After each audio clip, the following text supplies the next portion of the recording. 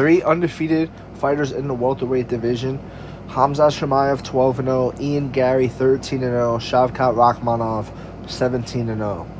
So, who is the best out of these guys? I think it's unquestionably Shavkat Rakhmonov. Why? Not only is he more experienced with 17 fights to Khamzat's 12 and Ian Gary's 13, but he's also fought higher level competition, okay?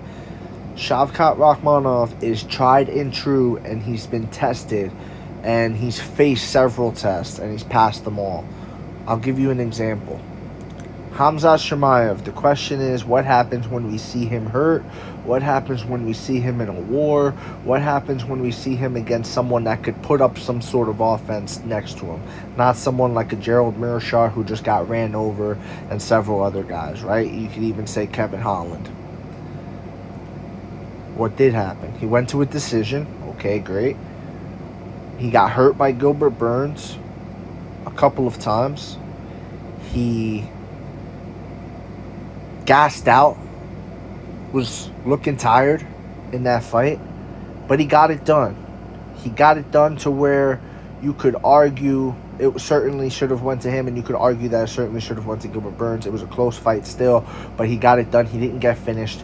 It was a good fight from Khamzat Chimaev, okay? He passed the test. But who passed it better? What happened when Shavkat Rakhmonov got hurt?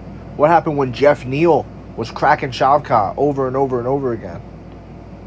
What did happen? Well, Shavkat Rakhmonov looked like the Korean zombie, where he just started eating shots, and marching them down, continuing with the pressure, continuing to be there the whole time. Shavkat also managed to finish the fight. He managed to finish Jeff Neal, who doesn't get the credit he deserves. Jeff Neal beating guys like Vicente Luque. You know what I mean? Like, Jeff Neal's been in there with some guys, and he's beaten some guys. The way he finished Mike Perry in 1 minute and 30 seconds. Nobody does that to Mike Perry, bro. Nobody does that to him. Jeff Neal's legit. And Jeff Neal, who Ian Gary was going to fight, but Jeff had to pull out due to an injury. Ian's talking crazy and reckless about Jeff Neal, but I think we may see that fight someday, hopefully. I think Jeff Neal was going to win that. I thought Jeff Neal was going to humble Mr. Ian Gary, and I kind of think Ian Gary caught a break there. That's my personal opinion, because then he ended up fighting Neil Magny, who, let's be honest, Shavkat ragdolled Neil Magny. Shavkat beat Neil Magny in every facet of the sport. He finished him as well. Ian Gary, on the other hand, fighting someone who, Shavkat dismantled, couldn't finish him. Had his legs all busted open. Hold on one second. Limping all over the place, dropping him every other time, and he couldn't finish him. Why? Why could... And by the way, those shots, when Ian was throwing the punches on the feet, they weren't, they didn't have that power. Where was it? Where was the, where was the knockdown, I didn't see him knock down Neil Magny at all. I saw him hurt him to the legs. I saw that, but I didn't see that punching power. I didn't see any of that. And I didn't see the accuracy. Accuracy wasn't there too much either. A lot of that was on the guards and everything. I liked Ian Gary, and then I didn't like Ian Gary. Ian Gary is, on one hand, nice to see someone who believes in themselves going out for their dream and calling their shot and being confident and all things like that. On the other hand, he reminds me more of Ronda Rousey than he does Conor McGregor when he's doing the little middle finger and he's like, yeah, fuck you. It's like, dude, you're like Neil Magny didn't even say all that. You know what I mean? Like, relax, dude. You know what I mean? You're making this into this. You're being like Ronda. You see what I'm saying? You're reminding us more of her than you are of Conor when people started to turn on her. And that's the truth of it. And it doesn't come off well. He's over here morally scolding people. It's never okay to hit a child, not even in discipline. It's like, bro, plenty of parents do it. My parents did it. you know, I think most people, when they did something, they face consequences. It is what it is, you know what I mean? It's a way of doing it. It's just what it is. Back to the fighting part of it. He couldn't even finish Neil Magny. And I think Khamzat finishes Neil Magny personally. I think so. And getting to Khamzat, I want to see more from Khamzat. Like, I want to see more activity. I want to see him fight guys who... I also want to see more professionalism, bro. That was some bullshit with the Nate Diaz thing. That was some bullshit, guys. It really was. I want to see Khamzat fighting consistently. I want to see how he looks against Paulo Costa. You know, we got some questions there. How does he look if Paulo's still around? If he can't take Paulo down? We're going to see.